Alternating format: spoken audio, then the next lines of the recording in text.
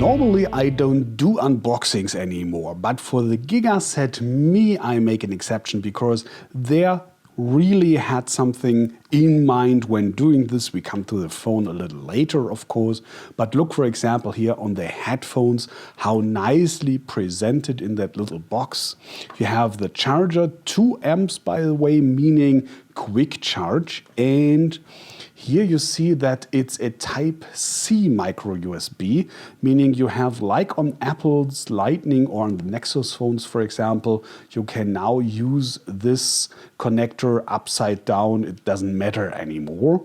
And on the other side, differently, like for example on the Nexus phones, it's a typical USB Type A. So with this cable you can connect your phone immediately to your PC, for example. The only thing you would need a new, if you for example do USB on the go, meaning connect for example a USB flash memory drive stick down here, then you will need a new cable to connect that, but that's all. Okay, with that, coming to the phone, and I'm going a little bit closer so that you can see. I know it's different. Everybody knows design is something, a matter of taste, but for me, I really love it. It's something different. It's feeling really classy with this metal frame, very heavy metal frame around here, and especially crafted. Look at this. I hold it like that you can see here the camera module is not standing out, not just a millimeter. And especially on the front, you have that glass, Gorilla Glass, without any fractions or openings for microphone or speaker upset here. It's totally going through, meaning first, there's no chance for dirt, for dust to get stuck somewhere. And it really, really feels classy with that backside glass and front side glass and that thick metal frame down here. Okay, it's 171 grams. That's not less for a 5-inch display. Coming to that later. But I feel it, I like it because, first of all, it's small, 70 millimeters, so the thumb can reach the opposite corner without any problem. And just 8 millimeters thick, so it's good in your palm and it's kind of a classy weight. You know what I mean? I really love it. It doesn't feel cheap, so that's what I mean. And the other thing, of course, you might ask is, how can I have a phone call when the glass is going through over here? There are 2 technologies they have combined. First is that you have that bone sound, so meaning if you have it on your ear, it's immediately delivered to your ear. And the second thing, the whole phone is working as a sound body here, so that these 2 combinations of that making a good sound. I tried it now out. It's without any problem. Even if you have your phone, the phone is a little away from the ear, or for example, what I do a lot, having it in the shoulder, just thumb in when I'm working or something like that. Everything just like a usual phone, no problem at all. Good quality, thumbs up. And coming to USB back of this here, I have to say it's USB 3.1, so you have high data rates.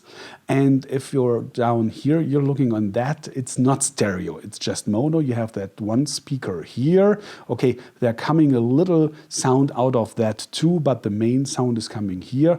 Very powerful, so we can have more of that in the test, but for the moment it seems everything okay. Yeah, on the back side here, of course, that's a fingerprint reader. It's not that deep down like on the Nexus 6P, for example, so it's a little bit harder to feel, but you can do because of that little edge around here. But what's really mattering is that it's kind of slow. Let me show you like that. I'm tapping now. So that's around about 2 seconds, I'd say. Again, I tap now. Yeah, around about 2 seconds, even a little bit more. So it's very slowly, no comparison to the Nexus phones or, for example, Huawei Mate S. They are really quickly. So maybe they can change that with an upgrade that it's going a little bit quicker, but it is precise. I tried it out in different positions, no problem at all. Yeah, and then coming to the display now, finally, of course, it's the most important thing on a phone. It's a 5-inch IPS dual domain, meaning you have high viewing angle stability in all angles, and full HD is 1080 by 1920 pixels. That's making a very high pixel density of 308 pixels per square millimeter, or 446 ppi, 446 ppi. That's 24% above the average at the moment, but it's not the brightest one. I measured here in the middle 412 nits, that's 13% below the average. But on the other hand, you can see for yourself, it's okay, it's no problem, but it's not the brightest one. But that would speak for a long run time. So we will see that in the final test.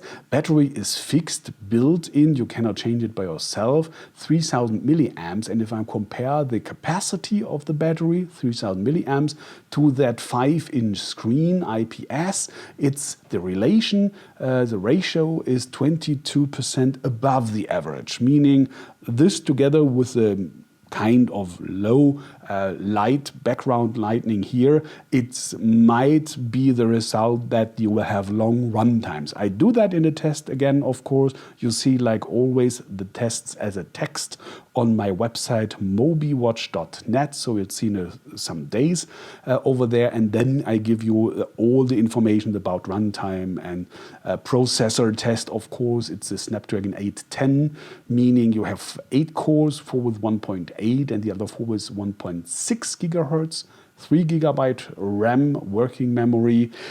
Being by the memory, I want to show this here on the side, that slot, because you have here, you can expand the memory officially up to 128 GB, and as you see here, you need a nano SIM, so meaning the very small ones, the tiny ones. Or you can use, instead of that micro SD card, here a second nano SIM over there. So you have the choice between dual SIM functionality or one SIM plus micro SD card. So it's not totally new. Of course, it's not. We know that from Huawei or something like that. But nevertheless, it's a good idea. So you have the choice here. And internal memory is 32 GB, leaving net after updating the operating system. It's Android 4.1.1 at the moment, by the way.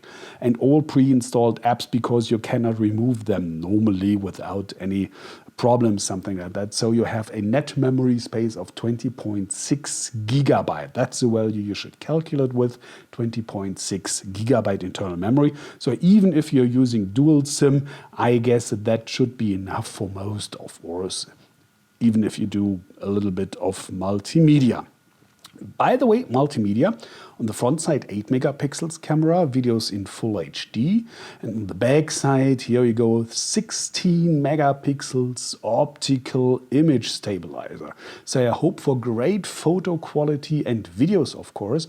By the way, videos, you have full HD, of course, but not 4K, it's 2K. That's untypical because you have 2048 by 1080 pixels, kind of a rare format. I'm kind of wait to see the quality of that. Here, dual tone flash, and that on the back side here, this is a pulse sensor. So we know that from Samsung, for example. Together with that app over here, you can have your, as you see, counting steps and everything. So you can have here your pulse and wellness parameters over here. And if we're there over on the side, you see smart remote, meaning here on the top, you might have already seen, this is of course the jack for the headphone. This is an infrared sensor, meaning you can use your phone as a remote control for TV or stereo or whatever, you know that thing. It's not new altogether, right? But I find the combination great with this upgrade features like 4G 300 megabits, dual cell HSPA, Wi-Fi SC, Bluetooth for one. The only thing you might possibly miss, depending on the market, is NFC. But here, at least in Germany, it's not supported, and it doesn't mean anything because almost no one is using something with NFC. So it's no big deal for me, at least. And the rest is really great, especially with that metal frame here, feeling really classy. You have that high-class display and the high-class features and here comes the price now, 469 euros. That's German price. Prices may vary on the markets, of course. This is including tax without any contracts, so it might vary. So at least here in my market, it's kind of not so expensive, especially if you compare to the more than 500 euros, 550 of the HTC One A9, again with 5-inch screen. So I find it okay. It could be cheaper. It's getting cheaper during the time, of course, but it's kind of okay. Let me call it like that.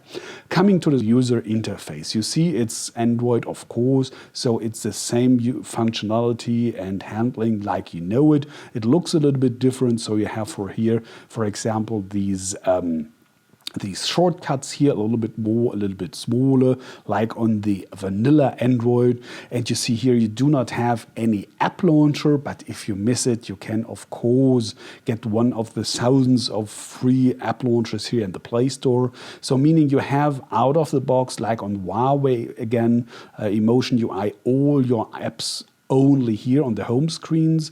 But you can, of course, change that. But for me, it's again something like, okay, I can deal with that, so you do not have that double icons, once on the home screen and once in the menu in the app launcher, so why not? So I hope this is enough now for a quick first impression of the Gigaset ME. More coming in the final test, again, like a text, not here as a video on YouTube, on my website mobiwatch.net. Thanks for watching, take care and bye.